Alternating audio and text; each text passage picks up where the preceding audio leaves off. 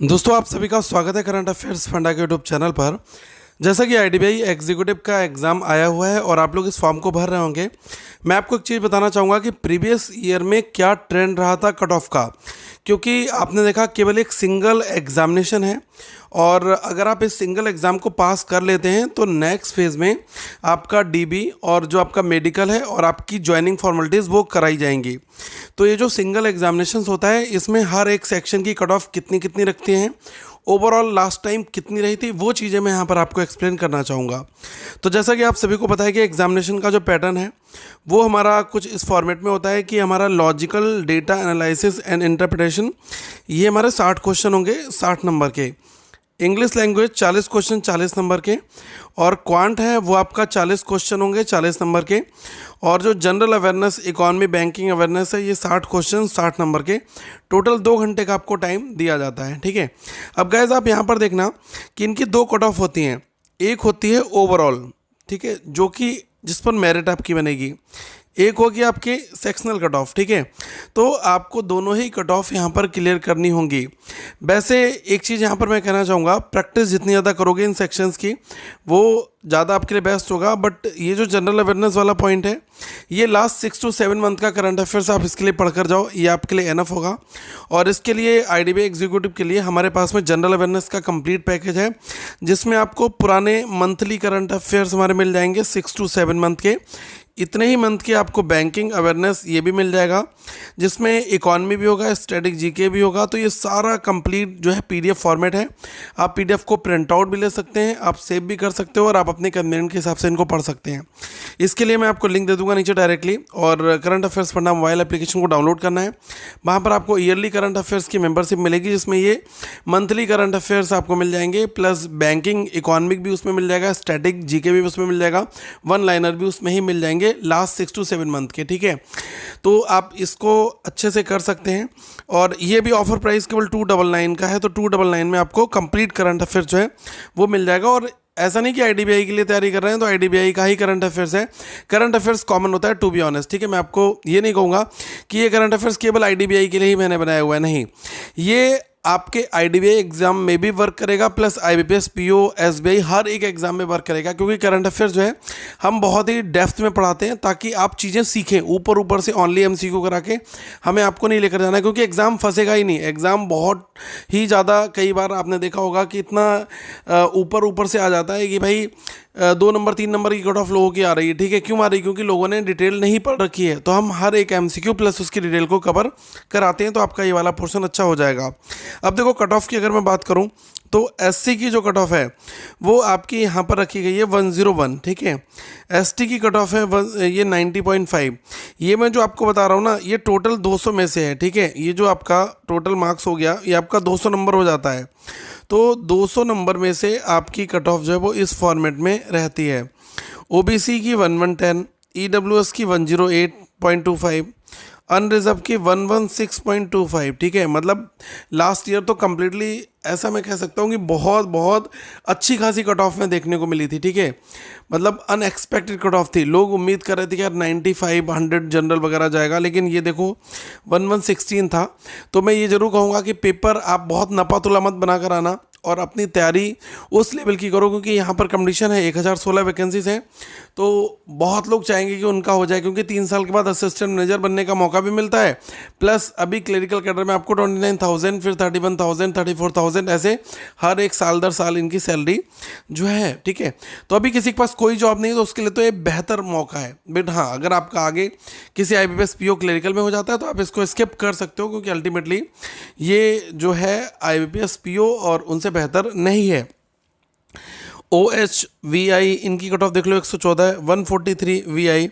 देखो यार, जो विजुअली इम्पेयर्ड थे इनकी कट ऑफ किस लिए ज़्यादा थी? क्योंकि एक तो इसमें वैकेंसी बहुत कम है, प्लस जो नंबर ऑफ़ एप्लीकेंट बैठने वाले हैं वो ज़्यादा होते हैं।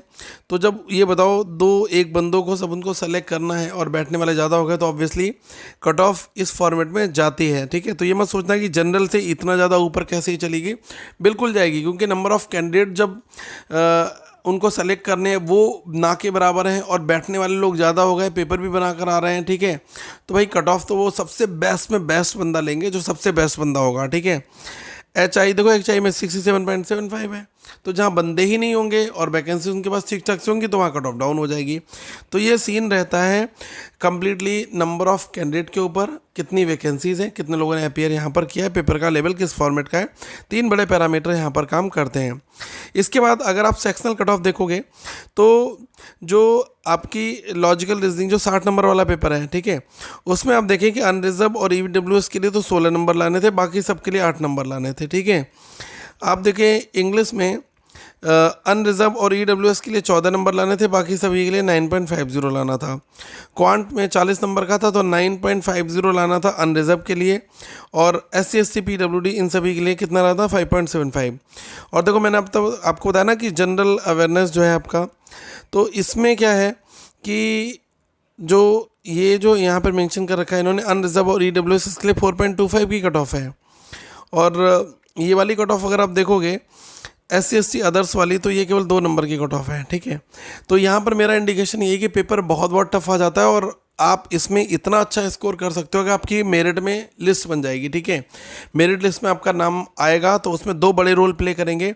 ये 60 नंबर वाला जो LR है ये बहुत इंपॉर्टेंट रोल प्ले करेगा, और प्लस आपका जो general awareness, current affairs, banking, economy ये सब है, ये वाला 60 नंबर रोल प्ले करेगा, क्योंकि देखो 120 आपका यहीं से हो जाता है।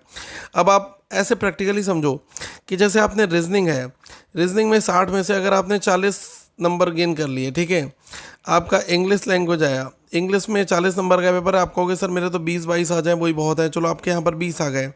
क्वांट है, क्वांट बिल्कुल अगर आप एक्यूरेट कर आ रहे हो तो अगर आपने 28-30 नंबर भी गेन कर लिए तो आपका कितना स्कोर हो जाता है, देखो 30 और 40 70 70 और 20 90 हो गया। अब आपकी जो जनरल इकॉनमी, बैंकिंग ये सब चीज़ें हैं, आपकी जनरल अवेयरनेस वाला पोर्शन, अब अगर आप इसमें 60 में से अगर आप 30-32 भी लेकर आ जाते हो, जो कि पॉसिबल है, लेकिन आपको उतनी मेहनत करनी पड़ेगी, तो आप मेरिट में आराम से आ जाओगे। देखो 40 और 20 60 30 90 3 12 120 नंबर।